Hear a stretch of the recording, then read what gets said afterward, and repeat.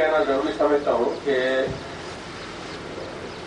حالات اس وقت جو ہیں وہ اس میں کئی باتیں ایسی ہو رہی ہیں کہ جو فوری توجہ چاہتی ہو، لیکن جو بھی فوری توجہ چاہتی ہو یا نہ چاہتی ہو، بنیادی بات سامنے رہنی چاہیے۔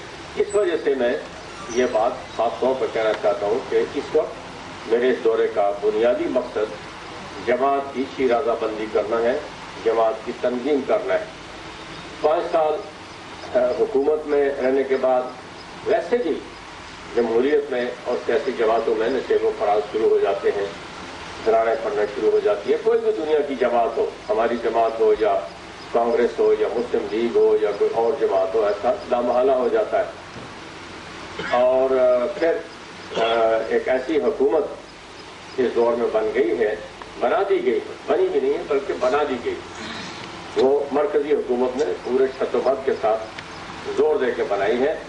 ایسی حکومت بنا دی گئی ہے کہ جو حکومت بالکل ساری بنیادوں کے خلاف، ریاست جموں کشمیر کی جتنی سیاست ہے 40-50 سالہ، اس ساری کے خلاف ایک حکومت بنا دی گئی۔ یہ بھی ایک معاملہ ہے جو پیش نظر ہے اور جس پر غور کرنے کی ضرورت ہے، اور اس کے لیے پھر کیا کرنا چاہیے، کیا ہونا چاہیے، یہ سب باتیں اس میں زیر غور آئیں۔ پھر ایک بات یہ بھی اس دور میں بڑی اہم ہے کہ آزاد کشمیر میں جو حکومت بنائی گئی ہے، یہ اگرچہ بظاہر تو آزاد کشمیر کے ریاست کے رہنے والے لوگوں پر مشتمل، لیکن اس کے ذریعے مرکزی حکومت نے اتنا دخل اپنا آزاد کشمیر میں وہ شروع کر دیا ہے، اتنا دخل لے آئے ہیں کہ جو اس سے پہلے 40 سال میں نہیں تھا۔ اس پر بھی مسلم کانفرنس کے کارکنوں جو ہماری ذمہ داری ہے، بنیادی ذمہ داری ہے ہماری، اس کے نقطہ نظر سے غور کرنا ہے کہ ہم کیا کریں۔ مثلا ہماری بنیادی ذمہ داری میں یہ بات شامل ہے کہ کشمیر آزاد ہو اور پاکستان کے ساتھ اس کا الحاق، ہماری بنیادی ذمہ داری۔ اب یہ دیکھنا ہے ہمیں کہ جو کچھ اس وقت حکومت پاکستان نے کیا ہے، یہ اس آزادی اور الحاق کی تحریک کے نقطہ نظر سے کیا حیثیت رکھتا ہے، اس لیے ہم کیا کریں۔ آیا یہ اس میں مدد دے گا ہمیں جو کچھ ہم نے کیا ہے، یا اس میں رکاوٹ پیدا کرے؟ اور اسی کے ساتھ پھر اس مداخلت کے ساتھ یہ بات بھی ہمارے پیش نظر رہنی چاہیے کہ حکومت سازی کا حق آزاد کشمیر کے اندر لوگوں کو ہونا چاہیے یا اسلام آباد میں بیٹھی ہوئی جو سرکار ہے ان کو ہونا چاہیے۔ یہ بات بھی مسلم کانفرنس کے کارکنوں کے لیے ضروری ہے کہ اس بات کو سمجھیں۔ باقیوں کے لیے ضروری نہیں ہے، کیونکہ باقی جتنی جماعتیں ہیں، جتنے لیڈر ہیں، وہ سب مرکزی حکومت کے ساتھ کسی نہ کسی وقت میں مل گئے، سمجھوتے کر لیے، راضی ہو گئے، ہتھیار چھوڑ دیے۔ لیکن مسلم کانفرنس ایسی جماعت ہے جس نے کہ اس مسئلے پر کوئی سمجھوتا نہیں۔ ہماری دوست حکومتیں تھیں، مخالف حکومتیں تھیں، جو بھی تھیں، لیکن ہم نے حکومت سازی کے حق پر کوئی سمجھوتا نہیں۔ اللہ کا کرم ہے کہ مسلم کانفرنس تاریخ میں اس بات کو سر اونچا کر کے فخر کے ساتھ اس پر دعویٰ کر سکتی ہے کہ حکومت سازی کے حق پر ہم نے کوئی سودا نہیں، کیونکہ حکومت سازی کے حق پر اگر ہم سودا کر دیں، مفاہمت کر لیں، تو پھر آزادی کا مفہوم ہی ختم ہو جاتا ہے۔ پھر آزادی کوئی شے نہیں رہتی کہ آزادی کیا چیز ہے۔ آزادی سے سب سے بڑا مقصد تو حکومت سازی کا حق ہے جو لوگوں کو ملنا چاہیے، وہ ان دنوں میں حکومت پاکستان نے چھین لیا ہے، غصب کر لیا ہے۔ پھر اس کے علاوہ چوتھی پانچویں بات یہ بھی ہے کہ اسی دور میں یہ جو چند دن گزرے ہیں نئی حکومت کے بننے کے بعد جو کارروائیاں انہوں نے شروع کی ہیں، اس کا بھی نوٹس لینے کی ضرورت ہے۔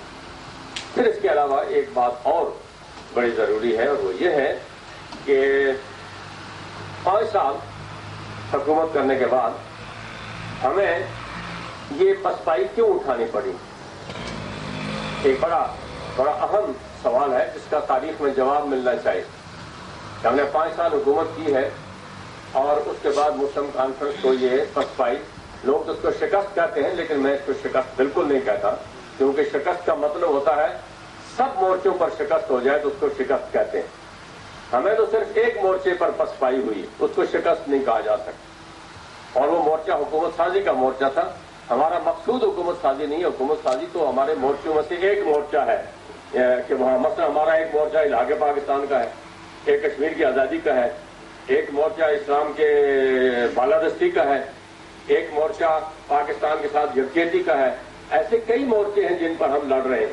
تو اس میں سے ایک مورچے پر ہمیں پسپائی ہوئی ہے, تو میں اس کو پسپائی کہتا ہوں, اس کو شکست نہیں کہتا. مگر یہ اہم مورچہ ہے, یہ کوئی معمولی مورچہ نہیں تھا. اس پر کیوں ہمیں پسپائی ہوئی ہے, اس کے بارے میں آپ لوگوں کو میں چاہوں گا کہ آپ اپنی گفتگو میں اس کا ذکر کریں, مگر اس طرح بہت ذکر نہ کریں کہ باقی 4 باتیں بھول جائیں اور ایک ہی بات پر آگے پھنسے رہیں, اڑے رہیں.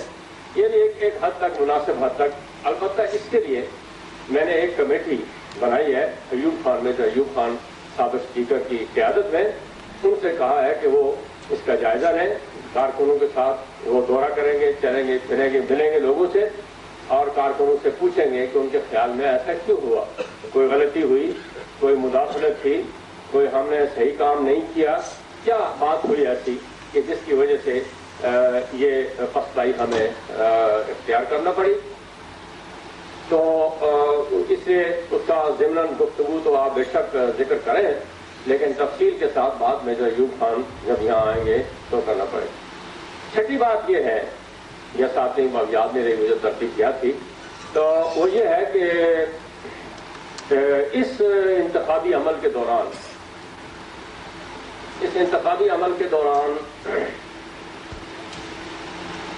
مسلم کانفرنس کے کارکنوں کے بارے میں شکایات پیدا ہوئی. ہم سالار صاحب کی وجہ سے مجبور ہو کر, جلدی کرنے پر مجبور ہو گئے, کیونکہ وہ اکثر جلدی میں ہوتے ہیں, ورنہ بہت کارکن ابھی پیچھے آ رہے ہیں اور انتظار تھوڑا سا ہمیں کر لینا چاہیے تھا. کافی لوگ ابھی آ گئے ہیں. بہرحال جو بات میں کر چکا ہوں تو کر چکا ہوں. تو اس زمن میں ایک بات میں یہ کہہ رہا تھا کہ مسلم کانفرنس کے کارکنوں کے خلاف اس انتخابی عمل میں شکایات پیدا ہوئی. ایک شکایت یہ ہے کہ ہمارے ٹکٹ یافتہ جو امیدوار تھے اس کی مخالفت کی ہے مسلم کانفرنس کے کارکنوں نے, اور مخالفت کر کے آزادانہ انتخاب لڑا ہے. ایک بنیادی شکایت یہ ہے. چنانچہ ان کے بارے میں نے بحثیت صدر یہ کہا تھا کہ ان کی رکنیت جماعت کی میں نے معطل کر دی ہے, اور اس مسئلے کو ہم جنرل کونسل کے اجلاس میں, جو نئی جنرل کونسل بنے گی, اس اجلاس میں پیش کریں گے کہ ان کو سزا کتنی دی جائے. آیا سارے عمر کے لیے ان کی رکنیت ختم کی جائے, 10 سال کے لیے کی جائے, 5 سال کے لیے کی جائے, یا 70 عرصے کے لیے. یہ اختیار چونکہ جنرل کونسل کے پاس ہے, میرے پاس نہیں ہے. میں تو یہی کر سکتا تھا کہ ان کی رکنیت کو معطل کر دیا ہے.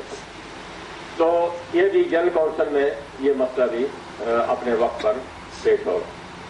دوسری شکایت یہ ہے کہ ہمارے کارکنوں نے, مسلم کانفرنس کے کارکنوں نے پیپلز پارٹی کے امیدواروں کو سپورٹ کیا, ان کی حمایت کی, اور الیکشن میں اس طرح ہمیں ناکام کرنے کی کوشش کی ہے. کئی ناکامی ہوئی نہیں ہوئی وہ تو علیحدہ بات ہے, لیکن انہوں نے ایسا کیا. ایک تیسری شکایت یہ ہے کہ ہمارے کارکنوں نے برادریوں کی بنیاد پر, علاقوں کی بنیاد پر, رشتہ داریوں کی بنیاد پر جماعتی امیدواروں کو ووٹ نہیں دیا. اور یہ شکایت بعض جگہ اس نوعیت کی ہے. مثلا ایک مقام پر انہی دنوں میں کنونشن کے دوران کچھ صاحب نے کہا کہ صاحب یہاں ایسے لوگ ہیں جو پکے مسلم کانفرنسی ہیں, 40 سال سے جماعت کے ساتھ ہیں, لیکن انہوں نے ایک مرتبہ بھی جماعت کو ووٹ نہیں دیا. ایسے پکے مسلم کانفرنسی بھی ہیں. ان کا بھی جائزہ لینے کی ضرورت ہے کہ اب 40 سال کے بعد ان کے یہ پکے ہونے کو ہم کیا کریں. اس کو منافقت قرار دیں, بے ایمانی قرار دیں, دھوکہ قرار دیں, مسلم کانفرنس کے ساتھ جان بوجھ کے CID کے ایجنٹوں کا کام کرنا قرار دیں, کیا قرار دیں. اگر ایسے لوگ ہیں تو ان کی بھی نشاندہی ہونی چاہیے. چنانچہ میں نے ہر جگہ ضلعوں میں یہ کہا ہے, ضلعی کنونشنوں میں, کہ ضلع کے لوگ, ضلع کی مجلس عاملہ اور جو ہمارے امیدوار ہیں وہ بیٹھ کر اس بات کا جائزہ لیں, ایسے کارکنوں کی نشاندہی کریں, کوئی ذاتی پسند ناپسند نہ کریں. اور بتائیں کہ کہاں ایسا ہوا ہے، تاکہ پھر ہم یہ دیکھیں کہ ان کے ساتھ کیا سلوک کیا جائے۔ مثلا کئی کارکن ایسے ہوں گے کہ جنہوں نے کسی مجبوری میں جماعت کا ساتھ نہیں دیا۔ مجبوریاں میرے نزدیک تو کوئی مجبوری نہیں ہے جماعت کا ساتھ نہ دینے میں، لیکن کمزور لوگ ہوتے ہیں، کوئی پیسوں میں بک گیا، کوئی برادری کے زور میں آ گیا، کوئی رشتہ داری کے زور میں آ گیا، کوئی کس میں آ گیا، تو ایسے لوگوں کو میں اس لیے چاہوں گا کہ نشاندہی کی جائے کہ ان کو ہم آئندہ 5 سال میں یا کم از کم 2 سال جو عرصہ ہے اس میں کوئی عہدہ ان کو نہ دیا جائے، وہ تیسرے چوتھے بینچوں پر بیٹھے، پیچھے بیٹھے، تاکہ لوگوں کو پتہ لگے کہ انہوں نے کیا کیا ہے۔ وہ پھر پہلے بینچز پر بیٹھ جاتے ہیں، یہ سب خرابی کرنے کے بعد وہ پھر پہلے بینچ پر آ کے بیٹھ جاتے ہیں۔ تو ہم نے بہت اچھے کارکنوں کو جن کی زندگیاں وابستہ رہی ہیں جماعت کے ساتھ، اور وہی جماعت سے ایک زمانے میں ان کی رکنیت بھی میں نے معطل کر دی، اس لیے کہ ایک وقت ایسا آ گیا ہے کہ اس لڑائی میں جو ہمارے ساتھ نہیں رہ سکتا، میں آج بھی اس سے کہتا ہوں، میں نے اسمبلی کے جو ممبر منتخب ہوئے تھے ہمارے آزاد کشمیر اسمبلی کے، میں نے ان کو 3 مرتبہ بلا کے یہ بات کہی، یہاں بھی 1-2 ممبر بیٹھے ہیں، ان کو بلا کے میں نے یہ بات کہی کہ اگر آپ سمجھتے ہیں کہ آپ ہمارا ساتھ نہیں دے سکتے تو آپ پر ہمارا کوئی گلہ نہیں، نہ کوئی قانونی گلہ ہے نہ کوئی اخلاقی گلہ ہے، آپ بڑے شوق سے ہماری صفوں سے چلے جائیں، مجھ سے لکھوا لیں کہ آپ کو قانونی طور پر معافی ہے کہ آپ جس جماعت میں چلے جائیں، آپ کی رکنیت برقرار رہے گی، اس کو ہم نہیں چھیڑیں، یعنی اسمبلی کی رکنیت، لیکن مسلم کانفرنس چھوڑ دیں۔ بلکہ میں نے ایک میٹنگ میں کہا تھا کہ آپ یہ سمجھیں کہ میں نے بتیاں بجھا دی ہیں، اندھیرے میں جو مرضی ہے نکل جائے، لیکن خدا کے لیے ہمارے ساتھ دھوکہ نہیں کریں، ہمارے ساتھ بیٹھ کر چھرا نہیں گھونپے ہمارے پشت میں، کیونکہ ہم نے کسی کا کچھ بگاڑا نہیں ہے، ہم تو ایک نیک مقصد کے لیے، لوگوں کی آزادی کے لیے، ان کی عزت کے لیے، ان کی غیرت کے لیے، ان کی حمیت کے لیے ہم کوشش کر رہے ہیں، جہاد کر رہے ہیں، تو اس میں جو ہمارا ساتھ دے سکتا ہے خوشی سے وہ دے، جو نہیں دے سکتا ہے وہ بڑے شوق سے نہ دے، کوئی ہمارا گلہ نہیں ہے، شکوہ نہیں ہے، کیونکہ ہمارے گھر سے لوگ نہیں کھاتے، اپنے اپنے گھروں سے کھاتے ہیں، بڑے شوق سے چلے، لیکن یہ نہ کریں کہ ساتھ رہ کر ہمارے ساتھ دھوکہ کریں اور غداری کریں، یہ نہ کریں۔ چنانچہ آپ کو بھی یہ بات مجھے بتانا ہے کہ اس پر بھی آپ ضلع کی سطح پر ایکسرسائز کریں، اور جو ہمارے ٹکٹ یافتہ امیدوار تھے جن کو ناکامی ہوئی ہے یا کامیابی ہوئی ہے، ان کو بھی ہم نے خط لکھ کر ہم نے پوچھنا ہے کہ اس انتخابات میں کیا ہوا ہے، جس کو تاریخ کا ریکارڈ کے طور پر تاریخ مرتب کی جائے اور بتایا جائے کہ 5 سال جو ہمارا دور حکومت تھا، اس کے بعد یہ ایسے واقعات کیوں نہیں ہوئے۔ اگرچہ ہمیں معلوم ہے کہ ہم اگر تنہا ہوتے، یہ بھی میں آپ کو بتا دوں کہ اگر مرکزی حکومت کا بیچ میں دخل نہ ہوتا، صرف پیپلز پارٹی الیکشن لڑ رہی ہوتی اور مسلم کانفرنس لڑ رہی ہوتی، باقی پارٹیاں لڑ رہی ہوتی، دخل نہ ہوتا اور ہم الیکشن نہ جیت سکتے، تو میں نے کل کوٹلی میں بھی کہا تھا کہ پھر میں اپنے وزیر اعظم کو، اپنے ممبروں کو، اپنے وزیروں کو اور اپنے سمیت یہ کہتا کہ ہمیں پھر اب دوبارہ کوئی حق نہیں ہے کہ ہم 5 سال حکومت کا نام لیں، ہمیں پھر اور کام کرنا چاہیے، مستعفی ہو جانا چاہیے، سارے عہدوں سے ہمیں مستعفی ہو جانا چاہیے، لیکن کیونکہ مرکزی حکومت کا دخل تھا، اور بہت دخل، تھوڑا دخل نہیں تھا مرکزی حکومت، اس دخل کے بعد ہم یہ بات شاید نہ کر سکیں، تو مگر یہ سب آپ کی توجہ کے لیے ہیں، یہ ساری باتیں مجھے پتہ نہیں کہ آپ کتنے ان باتوں میں سنجیدگی سے غور کرتے ہیں، کتنا نہیں کرتے ہیں۔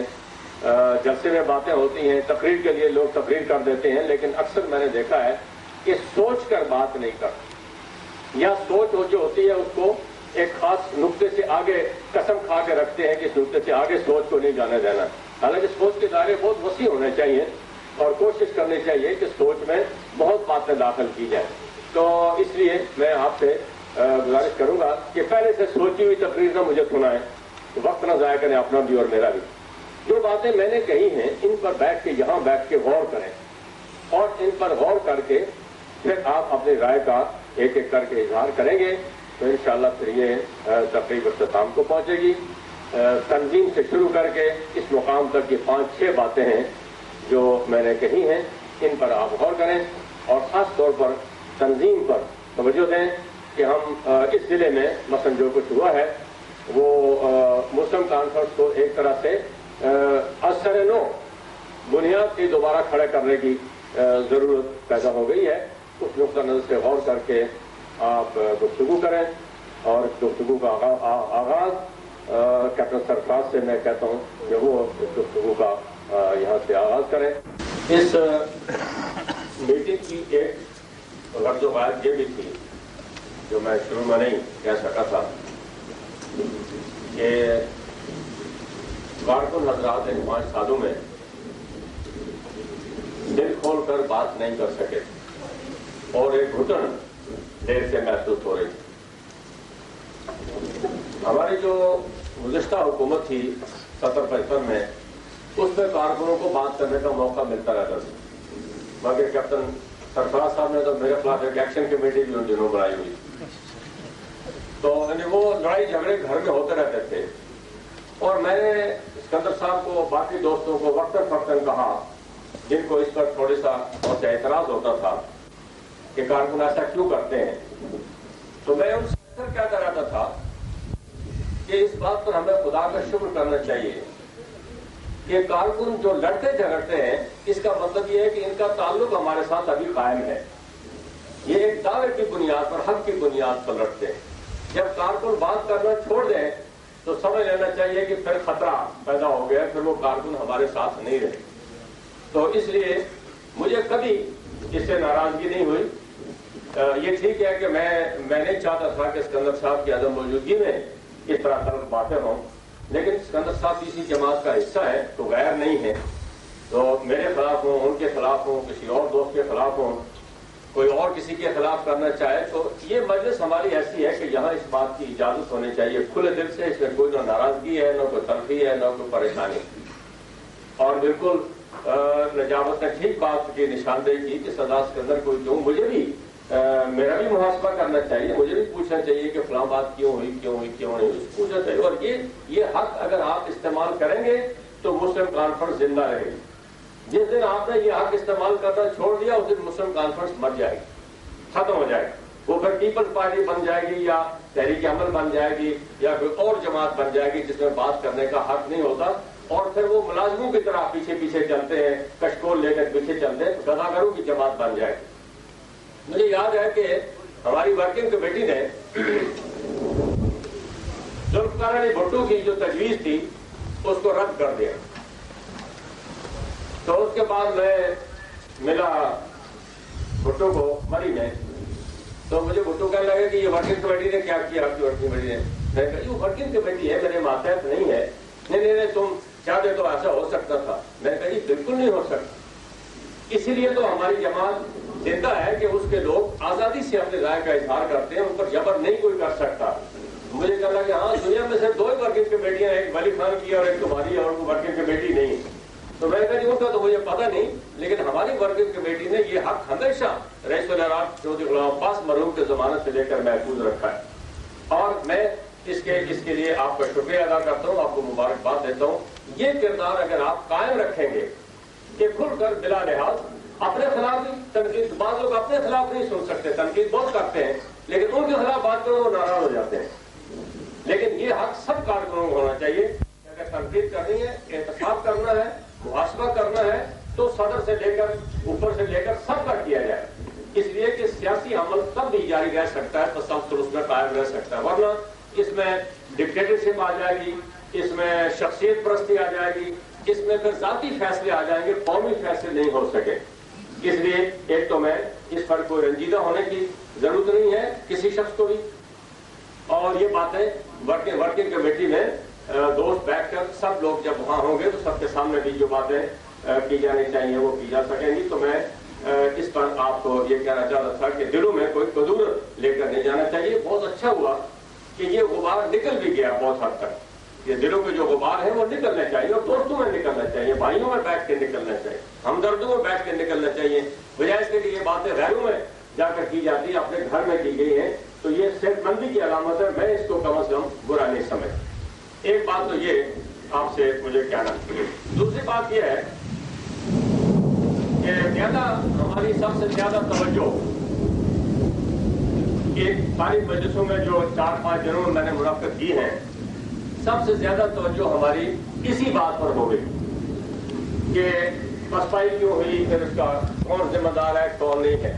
حالانکہ اور باتیں بھی بہت تھیں جو کی جانی چاہیے. پیپلز پارٹی کیا عزائم رکھتی ہے آزاد کشمیر کے بارے میں، کشمیر کے بارے میں کیا عزائم رکھتی ہے، پاکستان کے بارے میں کیا عزائم رکھتی ہے، وہ کیسے اس پر عمل درآمد کرنا چاہتی ہے. اسی طرح حکومت پاکستان نے جو مداخلت کی ہے اس کا درجہ کیا ہے کیا نہیں ہے. یہ سب باتیں آپ کی محفل میں زیر بحث آنی چاہیے. لیکن اس کی چونکہ تربیت نہیں ہوئی پچھلے 5 سالوں میں، تو کوئی ایک ہی بات جو زیادہ چبھنے والی تھی اسی پر ساری توجہ مرکوز ہو گئی. تو میں آپ کی توجہ اس کو تو اب چھوڑیے، وہ بات اب ہو گئی. میں آپ کی توجہ اس طرف بھی لگانا چاہوں گا، آپ اس پر بھی غور کریں کہ اس ساری چیز کا یہ مداوع نہیں ہے کہ ہم بیان کریں کہ کیا ہوا، بلکہ اس کا علاج کرنا مقصود ہے. ایک بیماری پیدا ہو گئی تو سب بیماری بیماری بیماری کہتے رہے تو اس کا علاج نہیں ہو، بلکہ اس کا پھر علاج کرنے کی ضرورت ہے، ذمہ داری کا تعین کرنے کی ضرورت ہے، اور پھر اس کے علاوہ بھی علاج ہے. مثلا ایک بہت بڑا علاج ساری بیماری کا جماعت کی تنظیم. اگر آپ نے تنظیم نہیں کی تو یہ ایک ہجوم بن جائے گا، اور ہجوم میں پھر سوائے گال گلوچ کے کچھ نہیں ہو. اس لیے ایک بڑی ذمہ داری ہماری جو ہے وہ جس طرح اکثر غازی نے بھی اس کا ذکر کیا کہ بڑی ذمہ داری ہماری جماعت کی تنظیم کرنا ہے، اس کو اثر نو منظم کرنا ہے. تب جا کے ہم اس ساری بیماری کا، ٹھیک ہے مجھے تکلیف پہنچی ہوگی، کسی اور بھائی کو تکلیف پہنچی ہوگی، اپنا انتقام نہ لیں، کیونکہ پھر یہ انتقام بڑھ کر جماعت سے انتقام ہو جائے گا. انتقامی کارروائیاں نہ کریں، نہ آپ کریں نہ کوئی کرے. البتہ ایک بیماری سمجھ کر اس کا علاج کرنے کے لیے کسی حکیم کی طرف رجوع کرنا چاہیے، ڈاکٹر کی طرف کرنا چاہیے، اور وہ ڈاکٹر آپ لوگ خود ہیں، جماعت ہے اس چیز کی حکیم. تو ایک تو یہ بات تھی جو میں آپ سے اس وقت کہنا چاہتا تھا. اس کے علاوہ جن باتوں کا یہاں ذکر ہوا ہے، تذکرہ ہوا ہے، اس میں چند باتیں جستا جو میں نوٹ کر سکا ہوں، سب باتیں یاد بھی نہیں رہتی. اس میں کارکنوں کا ذکر ہوا کہ ان کی تذلیل ہوئی، رسوائی ہوئی. یہ بالکل ٹھیک بات ہے، اس میں کوئی دو رائے نہیں. اور میں نے ہندی میں جو کنونشن ہمارا آخری ہوا تھا آپ کو یاد ہے، میں نے اس میں بھی کھڑے ہو کے کہا تھا کہ اس دور میں کارکن بہت ذلیل ہوئے ہیں اور اس کا بہت افسوس ہے. لیکن اب اس کا ازالے کا وقت آئے گا تو انشاءاللہ اس کا ازالہ کریں. یہ بھی صحیح ہے کہ مخالفین کو بھی نوازا گیا اور اس سے بھی ہمیں نقصان پہنچا، یہ بھی اپنی جگہ صحیح ہے. اور اسی طرح چند باتیں اور جو ہوئی ہیں ان میں یہ بہت ایک بنیادی نقطہ ہے. ایک دو بنیادی نقطے ہیں جن پر میں وضاحت کرنا چاہتا ہوں کیونکہ سوالات پیدا کیے گئے ہیں. ایک تو یہ کہا گیا ہے کہ چچا ایمن نے بھی کہا کہ میں نے جو الیکشن نہیں لڑا تو اس سے بھی نقصان پہنچا، اور یہ بالکل صحیح ہے کہ میں نے جو الیکشن نہیں لڑا اس سے نقصان پہنچا، کوئی شک نہیں. بلکہ ممتاز راٹھور نے جب یہ میں نے اعلان کیا تھا کہ الیکشن نہیں لڑوں گا تو اس وقت لوگوں کو کہنا شروع کر دیا تھا کہ اب مسلم کانفرنس الیکشن ہار جائے گی، کیونکہ جس فوج کا کمانڈر لڑنے سے انکار کر دے پھر وہ فوج نہیں لڑ سکتی. یہ اس وقت سے وہ کہتے چلے آئے. یہ اپنی جگہ بالکل درست ہے، مگر میں بہت تفصیل سے نہیں، مختصر چند باتیں آپ کو میں اس بارے میں بھی بتانا چاہوں گا. دوسری بات یہ ہے کہ ہماری حکومت بن سکتی تھی، کیوں نہیں بنی. اول تو یہ بات کی شک میں ہے کہ بن سکتی تھی کہ نہیں، لیکن اگر بن سکتی تھی تو کیوں نہیں بنی، اس میں کس نے کیا کردار ادا کیا. یہ باتیں بھی پوری تفصیل کے ساتھ یہاں نہیں آ سکتی، مگر یہ ورکنگ کمیٹی میں مجلس عاملہ میں جو 16 کو ہو رہی ہے، 15-16 کو، اس میں ان باتوں پر خیر حاصل ہم گفتگو کریں گے. مگر جیسے میں نے پہلے کہا تھا کہ میجر ایوب خان کو ہم نے یہ ذمہ داری لگائی ہے کہ وہ کارکنوں کے ساتھ مل کر مختلف علاقوں میں، مختلف جگہوں میں، خاص طور پر ہمارے جو امیدوار کامیاب ہوئے، ناکام ہوئے، ان کے ساتھ مل کر وہ دریافت کریں گے کہ اس کی ذمہ داری کا کیسے تعین. کیونکہ ایک بات نہیں ہے، اس میں کئی باتیں شامل ہیں. ہر شخص کو صرف اپنی بات کا علم ہے کہ میرے ہاں اگر ایسا نہ ہوتا، ایسا ہو جاتا تو ایسا ہو جاتا. لیکن یہ ایک مجموعی صورتحال ہے جس میں کئی اور باتیں شامل ہیں. ان سب پر ایک مجموعی جائزہ انشاءاللہ ہم لیں گے. میں آپ سے یہ بھی میں کہنا چاہتا ہوں ایک تیسری بات کہ کارکنوں کو بات کرنے سے وزیر اعظم تو شاید وزیر اعظم کی حیثیت سے مشکل ہوتا ہے کہ کوئی آدمی اختیارات میں ہو اور وہ کھلے دل سے مسلم کانفرنس کے کارکنوں کی تنقید سنے جو گھر سے کھا کے تنقید کرتے ہیں. گھر سے کھا کے جو تنقید کرتا ہے وہ پھر لحاظ نہیں کرتا, بد لحاظ ہوتا ہے. تو یہ تنقید کوئی حکمران بیٹھ کے نہیں سن سکتا. یہ کہیں آپ اس غلط فہمی میں نہیں ہونا, جس کو آپ مرضی منصب دے کے دیکھیں, شرط لگا لیں میرے ساتھ. میں نے اس کو بٹ صاحب کو بھی کہا تھا ایک دفعہ, بیچارے بیمار ہیں, اللہ ان کو صحت دے, ہمارے اقبال بٹ, انہوں نے بہت سخت تنقید کی مجھ پر ورکنگ کمیٹی کی میٹنگ میں. تو میں نے انہیں کہا تھا کہ بٹ صاحب فکر نہ کریں, آپ بھی شاید وزیر بن جائے, پھر میں دیکھوں گا کہ آپ یہی زبان استعمال کرتے ہیں. اور سب دوستوں کو پتا ہے کہ جب وہ وزیر بن گئے تو پھر ان کی بات ہم نے نہیں سنی. تو یہ کہنا بہت آسان ہے, چلیے حکمران ہماری بات نہیں سنتے, لیکن حکمرانوں کے سامنے بیٹھ کر تنقید کرنا اور حکمرانوں کا بھی اتنا حوصلہ ہونا کہ تنقید سنے, یہ بہت مشکل کام ہے, یہ آسان کام نہیں ہے. یہ کردار اگر ہماری جماعت میں ہوگا تو انشاءاللہ حکمرانوں کو بھی فائدہ پہنچے گا اور جماعت کے کارکنوں کو بھی فائدہ پہنچے گا. لیکن میں نے دانستہ بات نہیں کرنے دی جماعت کے کارکنوں کو, سختی کوٹلی میں, میرپور میں, جہاں جہاں میں نے کہا خبردار کوئی بات مت کرو, میری بات سنو.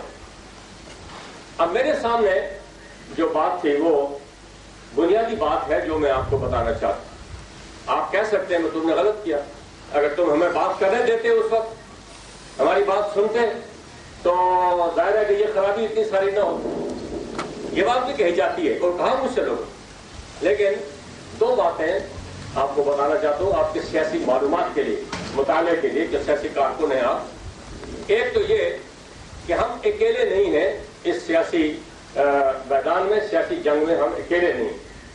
یہ بات یاد رکھنی چاہیے کہ جب حکومت ہماری بنی تو مسلم لیگ کی بھی حکومت بن گئی.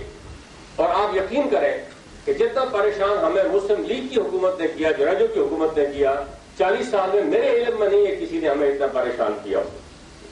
آپ اندازہ ہی نہیں کر سکتے اس پریشانی کا. میں آج بھی اپنے سینے میں اس کی گھٹن محسوس کرتا ہوں. اور زیادہ پریشانی اس لیے تھی کہ وہ اپنی حکومت تھی, ہم اس کے خلاف کچھ کر نہیں سکتے. اب ان کے خلاف کوئی گھٹن نہیں ہے, یہ ایک قدم ہمارے خلاف اٹھائیں گے, ہم 10 قدم ان کے خلاف اٹھائیں گے. اسے کوئی گھٹن نہیں ہے, کوئی پریشانی نہیں. لیکن مسلم لیگ کی حکومت نے ہمیں پریشان کر دیا. پھر مسلم لیگ کی حکومت گئی تو درمیان میں تھوڑی دیر جنرل ضیاء الحق آئے, ان کے ساتھ تو ابھی ہمارے معاملات طے ہو رہے تھے کہ وہ چلے گئے تو پیپلز پارٹی کی حکومت آ گئی. اب یہ دیکھیے, آپ اگر صرف آزاد کشمیر میں تنہا ہو تو آپ کے بہت سے تجزیے صحیح مانے جا سکتے ہیں, لیکن جب تنہا نہیں ہو تو پھر تجزیے کو پھیلانا پڑے گا کہ کہاں کیا ہوا اور کیا نہیں. اس لیے ایک بات تو یہ ہے جو آپ سے کہہ رہے ہیں, میں نے بات نہیں کرنے دی کارکنوں کو, اور ان تمام مصلحتوں کو پیش نظر رکھ کر نہیں کرنے. یہ نہیں کہ خدا نخواستہ مجھے کوئی بات سنتے ہوئے ڈر لگتا تھا یا میں چاہتا نہیں تھا کہ کارکن دل کھول کر بات کریں. میں ان کی گھٹن کو سمجھتا تھا, کیونکہ میرے ساتھ تو لڑتے جھگڑتے رہے, میرے ساتھ تو میں صدر تھا اور بااختیار صدر تھا, تو مسلم کانفرنس کے کارکن میرے ساتھ لڑنے پر آمادہ ہو جاتے تھے, غصہ ہونے پر آمادہ ہو جاتے تھے. لیکن میں آج بھی ان کی دل سے عزت کرتا ہوں کہ وہ ایک تعلق کا اظہار کرتے تھے, ایک لگن کا, لگاؤ کا اظہار کرتے تھے. اور اس دور میں مسلم کانفرنس کے کارکن لا تعلق ہوتے چلے گئے. کسی کو فائدہ پہنچا تو وہ ویسے چپ ہو گیا, نہیں پہنچا تو اسے کہا دفع کرو یار, نہیں پہنچا تو چھوڑو اس کو, اس قصے کو چھوڑو. لا تعلق ہوتے چلے گئے, اور یہ لا تعلقی کا نتیجہ ہے جو آج ہم بھگت رہے ہیں. میرا تو خیال یہ ہے کہ اگر مرکزی حکومت دخل نہ دیتی تو میں بھی دخل نہ دیتا, اور میں بھی دخل نہ دیتا تو مسلم کانفرنس شاید پنجاب میں بھی بری طرح ہار جاتی اور آزاد کشمیر میں بھی 2-3 سیٹوں سے زیادہ ہمیں نہ ملتی. یہ مرکزی حکومت کا بھلا ہو کہ ہم سب لنگر لنگوٹے کس کے میدان میں آ گئے اور کچھ نہ کچھ ہم نے تھوڑا بھاگتے چھوڑ کے لنگوٹی کی طرح کچھ نہ کچھ ہم نے بچا لیا. تو یہ صورتحال بات ہے. اب میں بات جو کہہ رہا تھا وہ یہ ہے کہ میں نے اس لیے دخل بھی نہیں دیا, کوئی اعتراض بھی نہیں کیا, سب چیزیں دیکھتا رہا آنکھوں کے سامنے. اور اسے نجابت نے کہا کہ دخل کیوں نہیں دیا, تم نے بات کیوں نہیں کی اس پر, یہ بھی احتساب کرنا چاہیے. مگر میرا جواب اس میں وہ صحیح ہے یا غلط ہے آپ فیصلہ کر سکتے ہیں. کہ گاڑی تیز چل رہی ہو, گاڑی کی رفتار 100 میل 150 میل 200 میل ہو فی گھنٹہ, اور آپ ڈرائیور کو پیچھے سے انگلی سے وہ بھی کرتے رہے, چوکے بھی لگاتے رہے کہ ادھر چلو ادھر چلو, تو وہ تو پھر تباہی کے سوا آپ کو پتا کچھ نہیں ہو سکتا. ایک آنکھ جھپکنے میں بھی اگر اس سپیڈ پر ڈرائیور ادھر ادھر ہو جائے تو گاڑی بھی تباہ اور پیسنجر بھی تباہ اور سارے لوگ تباہ ہو جاتے ہیں. میں اس گاڑی کی رفتار کو سمجھتا ہوں, समझ आता गाड़ी किस रफ्तार से चल रही। अगर ड्राइवर को हमने बहुत परेशान किया तो स्वयं एक्सीडेंट के तबाही की और कुछ नहीं होगा, और ये तबाही 2 साल पहले हो जाती, 3 साल पहले हो जाती। अब चॉइस क्या था, क्या कर सकते थे हम? कर ये सकते थे या गाड़ी को तबाह कर देते, या ये देखते कि गाड़ी गलत पटरी पर चढ़ गई है मगर गाड़ी भी महफूज है, पैसेंजर भी महफूज है, ड्राइवर भी महफूज है। गाड़ी 200 मील दूर चली गई है, एक और सड़क पर चली गई है, खतरनाक सड़क पर, मगर है सब कुछ महफूज, गाड़ी फिर वापस आ सकती है। अब ये था चॉइस दोनों के दरमियान। मुझे मेरी बसीरत में मैं यही कर सकता था कि गाड़ी भी बच जाए, ड्राइवर भी बच जाए, सड़क बेशक गैर हो गई है, दूसरी सड़क पर चढ़ गए, दुश्मन के इलाके में चले गए, लेकिन वापस आने का इम्कान है, कैद होकर आ जाएंगे किसी तरीके से, वापस तो आ जाएंगे। वरना ये गाड़ी 3 साल पहले 5-5 हो जाती, रेजा रेजा हो जाती, ना मुस्लिम कॉन्फ्रेंस रहती, ना गवर्नमेंट रहती, कुछ रहता ही ना पाता। अब आप इस पर गौर करें, मैंने जो बात कही है कि ये बात वाकयातन सही है या नहीं है। अगर वाकयातन सही है, हकीकत यही है, तो फिर इस पर ज्यादा मोतरज भी नहीं होना चाहिए कि ऐसा क्यों नहीं हो, वैसा क्यों नहीं हो। ये सियासत में ये सब बातें, सियासत कोई खेल तमाशा नहीं है। फिर वो सियासत के हम थोड़े से हैं, छोटी सी जगह में, इस छोटी सी जगह में, यानी ये जगह अगर 10 गज है तो इस पर सियासत का दबाव कोई करोड़ों मन के हिसाब से है। इसमें हुकूमत पाकिस्तान शामिल है, हुकूमत पाकिस्तान की वजह से हुकूमत हिंदुस्तान को दखल है इसमें, और उनकी दिलचस्पी है। हिंदुस्तान की वजह से अमेरिका को भी दिलचस्पी है, रूस को भी दिलचस्पी है कि यहाँ जो कुछ होगा कश्मीर में, ये तमाम लोग, सारी सुपर पावर्स आज नहीं देखते आप कि दुनिया में कश्मीर का शोर पड़ा हुआ है। छोटी सी जगह है, कितनी बड़ी जगह है कश्मीर, लेकिन ये सारा शोर दुनिया में क्यों पड़ गया? इस सब शोर का हम हिस्सा है। और सियासत में इस सारी चीज को सामने रखकर सियासी कारकुनों को, जमात के बड़े कारकुनों को, मैं रात को झगड़ रहा था कर्नल इनामुल हक के साथ, इन्होंने ऐसी एक बात की तो मैंने कहा कर्नल साहब, मैं कहता था कि सरदार सिकंदर हम में सबसे ज्यादा सियासत को समझने वाले आदमी हैं, इसलिए उनको प्राइम मिनिस्टर होना चाहिए। और मैंने जो इलेक्शन नहीं लड़ा था, मैं इसीलिए नहीं लड़ा था कि मैं इस सारी चीज के बावजूद समझता था कि सरदार सिकंदर को शायद ये जो गलतियां होती हैं दौरान, इनकी इस्लाह करने का मौका मिले, उन्हीं को प्राइम मिनिस्टर होना चाहिए। इस पर उन्होंने एतराज किया, उन्होंने कहा तुम क्यों ये बार बार बात कहते थे?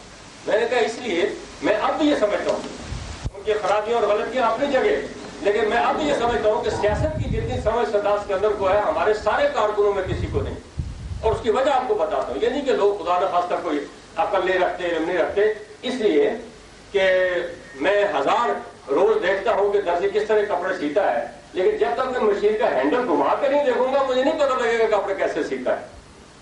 जो आदमी मेरे साथ नहीं रहा सियासत में, उसने मेहनत नहीं की, वक्त नहीं दिया, उसको 100 साल सियासत करता रहे, उसको अपने घर की सियासत से ज्यादा कुछ नहीं समझ में आ सकता। ये मुझसे लिखवा ले, सारे दोस्त लिखते रह गए सरदार कयूम ने ये बात कही, वो सारे रूल जमीन की सियासत की किताबें पढ़ डाले, जो मर्जी अफलातून हो, लेकिन जब तक वो इस सारे फील्ड में नहीं घूमेगा, हमारे साथ जितना सियासत का फील्ड है उसको किसी एक गोशे का तो पता होगा, बाकी गोशों का पता नहीं होगा। और जब बाकी गोशों का पता नहीं होगा तो बहुत ऐसे गोशे हैं जहां ना पता लगे तो आदमी खराब हो जाता है। तो इसलिए ये कोई खुदा ना खास्ता कोई बिना वजह, आपको पता है मुझे तो कोई ना गरज है ना कोई बात है, मैं तो, मेरी गरज तो जमात है, मेरी गरज तो इस जमात का मंशूर है, इसका मकसूद है, उसके लिए कभी बेशी बर्दाश्त करना पड़ती है, अपने घर में और दोस्तों में बर्दाश्त करना पड़ती है। एक दूसरे को बर्दाश्त करेंगे तो हम आगे चल सकते हैं। इसलिए मैंने उस वक्त ये कुछ नहीं किया और इस पर कोई गिरफ्त नहीं की और खामोश रहा, और जो मैं देखता रहा वो शायद आप देखें तो मुमकिन है आप उससे 1000 गुना ज्यादा परेशान हो जाए। लेकिन कार हुकूमत, याद रखो मेरी बात, जब जमाल अब्दुल नासिर ने 6 साल हुकूमत करने के बाद कहा था, बड़ा मशहूर जुमला उसका, कि मुझे 6 साल के बाद पता लगा कि हुक्मरानी क्या होती है।